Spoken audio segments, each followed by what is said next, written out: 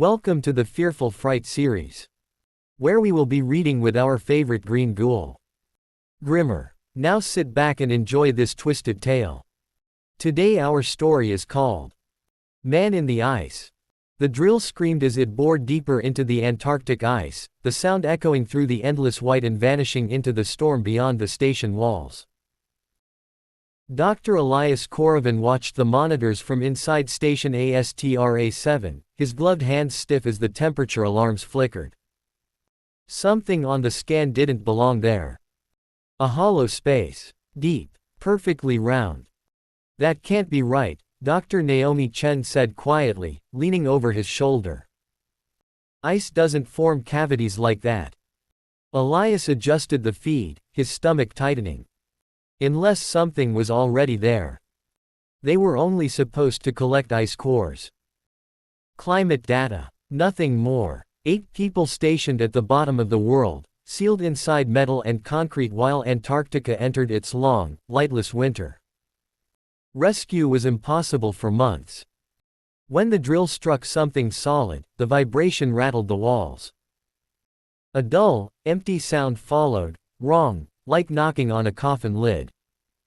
The ice collapsed inward. Inside the newly opened chamber stood a figure, frozen upright, entombed in crystal-clear ice.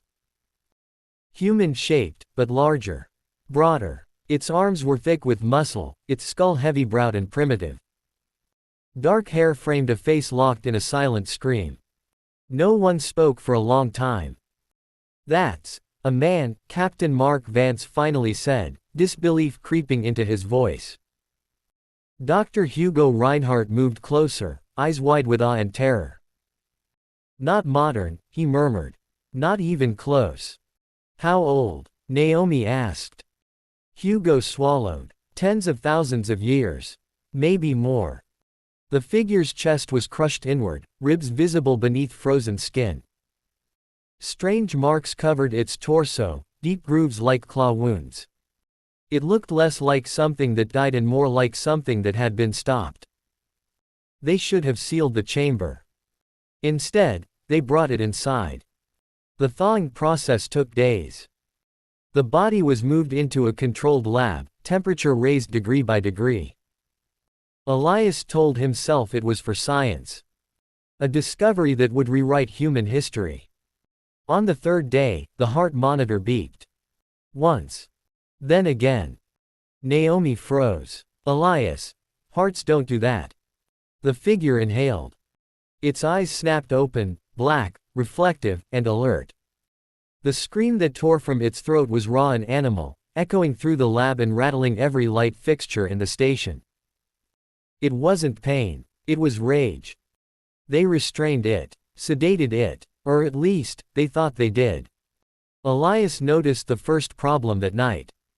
The creature's body temperature never rose to human levels. Its wounds didn't bleed. And while unconscious, its eyes moved behind closed lids, tracking sound.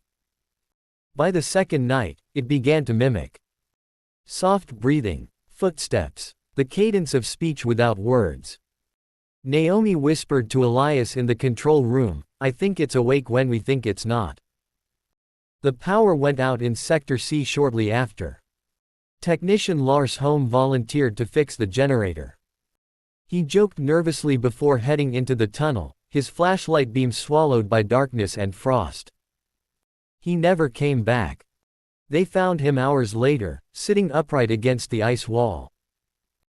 No blood. No injuries. Just a look of absolute terror frozen on his face, eyes bulging as if he'd seen something that spoke to him right before he died. The lab was empty. The restraints lay twisted on the floor, torn apart like wire thread. The storm outside worsened, sealing ASTRA-7 completely. Wind screamed against the walls, shaking the structure. Communications went dead. No signal in, no signal out. Inside the base, doors began opening on their own. Footsteps echoed through empty corridors.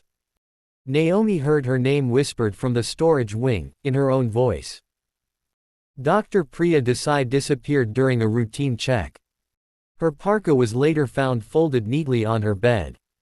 Captain Vance armed himself and ordered everyone to stay together. It didn't help. The creature never rushed them. It waited, studied. Recorded voices played through the intercom, crying, begging, calling for help. Vance followed Naomi's voice into the snow tunnel. They heard him scream only once.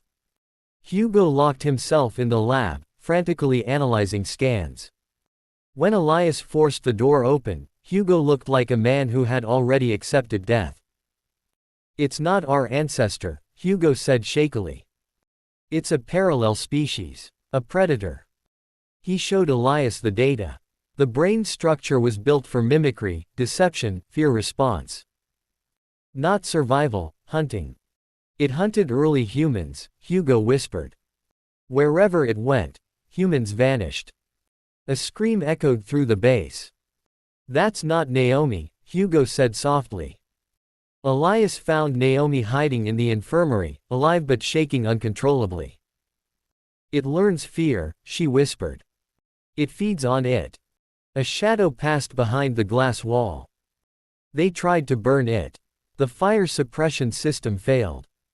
The creature stood in the flames, unmoving, watching. Hugo sealed himself inside the reactor chamber and overloaded it, choosing to die rather than let it escape. The explosion tore through ASTRA-7, collapsing corridors and burying the base beneath ice and fire. Silence followed. 6 months later, rescue teams arrived. They found no survivors. Only claw marks carved into steel.